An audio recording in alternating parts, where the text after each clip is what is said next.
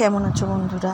আজকে মোচা রান্না করবো। দেখো, ছোলা ভিজিয়ে রেখেছিলাম, আর এখানে আলু কুচিয়ে নিয়েছি, আর টমেটো 2 টুকরো ছিল, সেটা দিয়ে দেবো।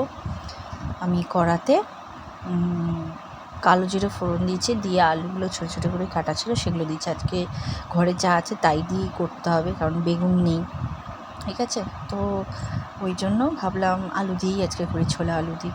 তো 2 টুকরো টমেটো ছিল দিয়ে দিয়েছি, আর একটা লাল কাঁচা লঙ্কা দিয়ে দিলাম, ঝাল হলে আবার কেউ খেতে চাইবে না। তো এর মধ্যে ছোলাটাও দিয়ে দিয়েছি, দিয়ে একটু নুন দিয়ে ভাজা করে নিচ্ছি। ভাজাটা মোটামুটি হয়ে গেছে। এবার আমি এটাতে একটু জিরে আর আদা বেটে রেখেছিলাম, জিরে আদা বাটা আর হলুদ সব জলের মধ্যে রেখে দিয়েছিলাম গুলে, এগুলো আমি দিয়ে দিলাম। দিয়ে এটাই আমি ভালো করে মশলাটা কষবো।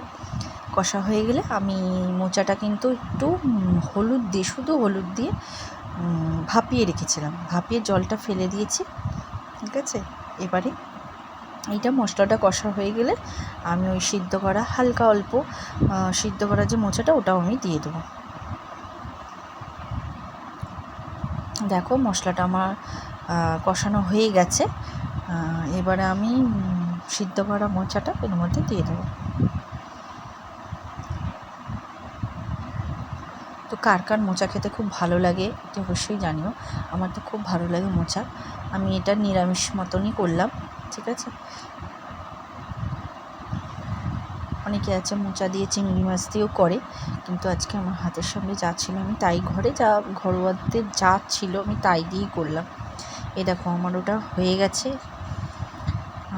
তো এবার আমি একটু ঘি দেবো আর একটু গরম মশলা দিয়ে নামিয়ে নেবো। ঘিটা দেখানো হলো না। তো আজকে আমার মোচাটা কেমন লাগলো অতি অবশ্যই জানিও। সিম্পলি খুব তাড়াতাড়ি রান্নাটাও হয়ে গেল। টাটা।